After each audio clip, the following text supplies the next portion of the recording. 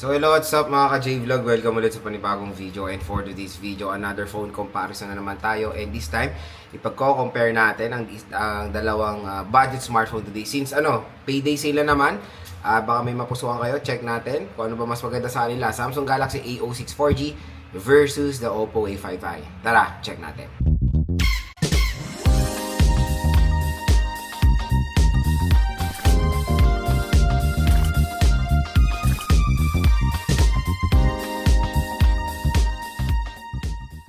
So yun, another phone comparo na naman tayo, and this time dito naman tayo sa side ng mga 3,000 pesos segment na smartphone.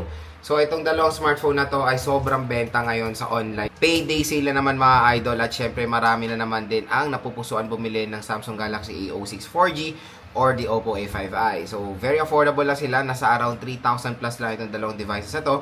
Pero ano nga muna ba ang kanila SRP? So, ang Samsung Galaxy A06 kasi, last year pa yun na-release. August 2024 na merong SRP yan na 4GB 64 na 5,790. Tapos 4GB 128 6,790. Pero magandang balita ngayon sa online. Pwede nyo lang makuha ng 3,000 pesos ang A06 4G. And pwede nyo pa makuha ng below SRP or below 3,000 pesos pag in-apply nyo yung view products natin dito. Pag dyan kayo bumili sa view products natin, may naghihintay pong special voucher para sa inyo na itong Galaxy A06 4G. Tapos yung A5i, so pareho sila na meron 4GB 64, 4699 for the A5i. 4GB 128 is 5,999. Pero again, sa online, nasa 3,000 plus lang din ang Oppo A5i pag clinic nyo yung ating view product. So kung mapapansin natin, when it comes sa kanilang sale price, mas mura lang ng konti ang Oppo A5i compare sa Samsung Galaxy A06 4G. Pero again, maraming mga consumers ang naguguluhan ano ba ang maganda or perfect na bilhin sa kanila, since itong si A06 ay mas mura dito sa Oppo A5i. So dito sa ating video, no worries, tutulungan ko kayo mag-decide kung ano bang perfect smartphone ang pwede nyo mabili. So next mga ka-J-Vlog is gusto ko i-share sa inyo yung mga advantages sila sa isa't isa. So since itong dalawang smartphone na to ay sobrang mura, meron din ako napansin ng mga advantages sila sa isa't isa. Baka ito na rin yung time or ito na rin yung reason nyo kung bakit ito na yung perfect smartphone na para sa inyo. Pero yun nga, bago natin ito simulan, i-click nyo na itong view products natin, dahil dito sa ating view products, mura at bagsak presyo lang po ang Oppo A5i at ang Samsung Galaxy A06 4G. Unang pag-usapan natin, display. For me, hands down, mas clear winner dito sa display ang Oppo A5i. Unang-una, naka-punch hole. Pangalawa, mataas ang refresh rate niya compare sa A06. 9/3 screen refresh rate tayo sa A5i. 60Hz tayo, standard 60Hz refresh rate tayo sa Samsung Galaxy A06 4G. Mas mataas ang nits of brightness ng Oppo A5i compare sa A06. Kaya for me, mas better ang display na mapoprovide ng A5i compare sa A06. Pero again, when it comes sa screen size, mas malaki lang ng konti ang A06 4G. Pero when it comes sa quality ng display, I'll prefer the IPS compare sa PLS na makukuha natin sa Samsung Galaxy A06 4G. Next, operating system. Ito, pareho sila out of the box ng Android 14. Partida, ang A06, last year yan. Pero magandang balita, the Samsung Galaxy A06 4G ngayon 2025 ay pwede na natin ma-update sa Android 15 One UI version 7. And dito sa Oppo A5i, wala pa din. Bagong labas, pero naka-Android 14. Kaya for me, when it comes sa software, user-friendly software, na-update, I'll prefer the Samsung Galaxy A06. Kaya when it comes sa longevity ng update, yan ang pina-advantage or yan talaga isang reason kung bakit nyo bibili ng A06 4G compare dito sa Oppo A5i. Next, yung chipset. Sa chipset, dito tayo magkakatalo. Sa chipset, pareho silang okay for a budget smartphone. MediaTek Helio G85 tayo sa A06 4G. Qualcomm Snapdragon 6S Gen 1 tayo sa Oppo A5i. Pero ito, real talk lang. Based on my observation or based on my experience while using this smartphone, mas sluggish ng konti ang performance ng Oppo A5i compare sa A06.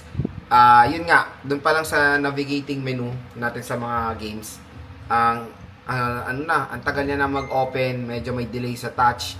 Dito sa Samsung, wala naman kahit papaano. Pero yun, based on my experience nga, pag naglalaro tayo kahit ML, mas maganda ang performance for me ng Samsung Galaxy A06 4G compare sa Oppo A5i. So yun, when it comes sa chipset, again, tulad ng sinabi ko sa inyo, pareho silang maganda for a budget smartphone. Pero for me, again, I'll prefer ang chipset ng Samsung Galaxy A06 kasi yes, maganda ang Qualcomm, maganda ang 6S Gen 1, for a budget smartphone. Pero hindi ko maintindihan dito sa Oppo A55, parang ang bagal. Yun lang talaga. Siguro isa ring reason is yung sa software optimization, I don't know. Wala pa rin naman akong gano'n natetest sa 6S Gen 1 na ibang brand. Usually puro Oppo naman. And same din sila when it comes sa Oppo A5X. Parang mas better pa nga yung performance ng Oppo A3X before.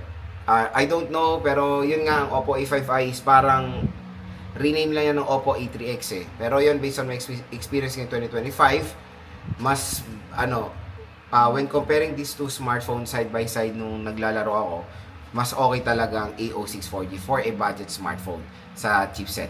Next sa camera, dito ngayon papalo ang kasabihan na wala sa taas ng megapixel ang linaw ng isang camera. Kasi to be honest, mas maganda ang camera ng Oppo A5i compare sa Samsung Galaxy A06. Ang A06 ay merong 50 megapixel, ang Oppo A5i ay merong 8 megapixel. And surprisingly, the front-facing camera of the Oppo A5i, ang ganda rin ng quality kahit na 5 megapixel. Kaya for me, ayan nga, 8 megapixel versus 50 megapixel. Tulad na sinabi ko, wala yan sa taas ng megapixel. Based on my observation, sa dalawang smartphone na to while taking photo, mas ipiprefer ko ang Oppo A5i when it comes sa camera performance. Next sa speakers, parang silang single speaker. Is meron tayong feature na up to 300% volume. So, wala siyang any feature for dual stereo speakers. Yung dalawang smartphone na to. Kaya yung ginagawa ng mga ibang brands, nile-level up nila yung volume up to 300% or beyond 100%. Yes, malakas yung speaker ng A06 kahit wala siyang mga ganyang features. Pero dito sa Oppo A5i, mas malakas siya talaga, legit. Kaya for me, for a speaker, sa single speaker, merong volume booster, maganda rin naman ang Oppo A5i or advantage niya. Next, sa battery clear winner all the way, ang Oppo A5i, 5100 mAh with 45 watt fast charging. And yes, malaki rin naman ang battery ng Samsung Galaxy A06 4G, 5000 mAh with 25 watt fast charging. Pero ang laki nung difference nila when it comes sa box. Ang Oppo A5i ay fat box, ang Samsung Galaxy A06 ay slim box. So, meaning pag slim box, wala po siyang charger. Paswertihan tayo kung yung tindahan magbibigay yan ng charger. Ako, nung bumili ako ng A06 4G, wala pong charger ako nakuha. Pero sa 5G, meron ako nakuha eh. Kaya paswertihan talaga. Ang maganda sa Oppo A5i, sobrang mura. Ang bibigyan na nilang charger brick out of the box is 45 watt fast charging. So, yun, mas better ang charging rate na ito. Kaya expect nyo na sobrang bilis lang magpo-full charge dito sa Oppo A5i. Pero again, for the Samsung Galaxy A06 4G na 25 watt fast charging, napaka-solid din yan for a budget smartphone sa mga ibang brands na 15 watts, 18 watts, dito 25 watts. Pero syempre for our comparison, mas better ang mapoprovide na fast charging rate ng Oppo A5i at mas better ang kanyang battery ng konti lang naman, 100 mAh. Pero when it comes sa battery performance, both phones ay maganda naman, pero specs wise, mas clear winner dito ang Oppo A5i. Next, sa design, for me the design, clear winner dito ang Oppo A5i din. Mas premium ang kanyang body, mas better color options. Sa Samsung, you can feel na budget siya. Yes, both smartphone are made sa polycarbonate, pero mas mafe-feel natin yung pagka-premium or mas mafe-feel natin na hindi polycarbonate ang Oppo A5i compared talaga sa Samsung na plastic feel talaga siya. Pero again, when it comes sa design and aesthetic, I'll go all the way sa Oppo A5i. Ngayon mga G-Vlog, yung advantages nila sa isa't isa, and hopefully nakatulong to sa inyong buying decision when it comes ito sa dalawang smartphone na to.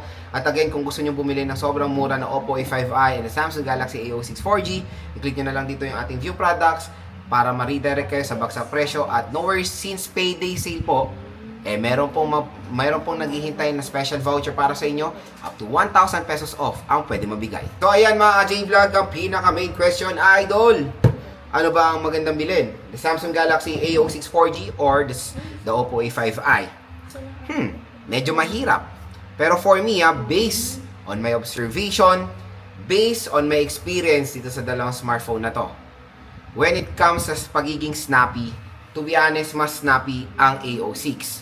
Pero when it comes sa specifications, clear winner dito ang Oppo A5i. Magdadagdag lang kayo ng few hundred of pesos, I think 500 or 700, naka A5i ka na compare sa A06 na mas mura talaga siya. So again, ito bibigyan ko kayo ng mga perspective sa mga consumers natin. Kung consumer kayo na talagang budget meal, ang hinihingi nyo sa isang smartphone na sobrang mura, hindi lang yon, longevity na doon. Na-update pa yung software. Yun yung malupit doon kasi hindi natin yan makikita or parang very, very rare natin makita ang software update sa mga ibang brands. Pero syempre, Samsung yan, for below 3,000 pesos smartphone na na-update, na there's a possibility na ma-update to next year, yan yung isang magandang advantage kung bakit nyo bibili nitong A06 4G. So, kung ganyan ang perspective nyo, syempre all the way tayo sa A06. Pero specification, specs-wise, clear winner talaga dito sa ating phone comparo ang Oppo A5i. Ngayon, ito naman ang perspective. Pag ako ang pagpipiliin, pag ako yung consumer, ano ba pipiliin ko sa dalawang smartphone na to na parehong merong RAM at ROM lang naman na ma-offer 4GB64 at 4GB 128. For me, to be honest, walang bias, I'll go for the Samsung Galaxy A06 4G. Ang unang habol ko is a software update, longevity of course. Pero don't get me wrong, Android 14, yun lang talaga na-disappoint ako sa Oppo A5i na dapat talaga is Android 15 na siya.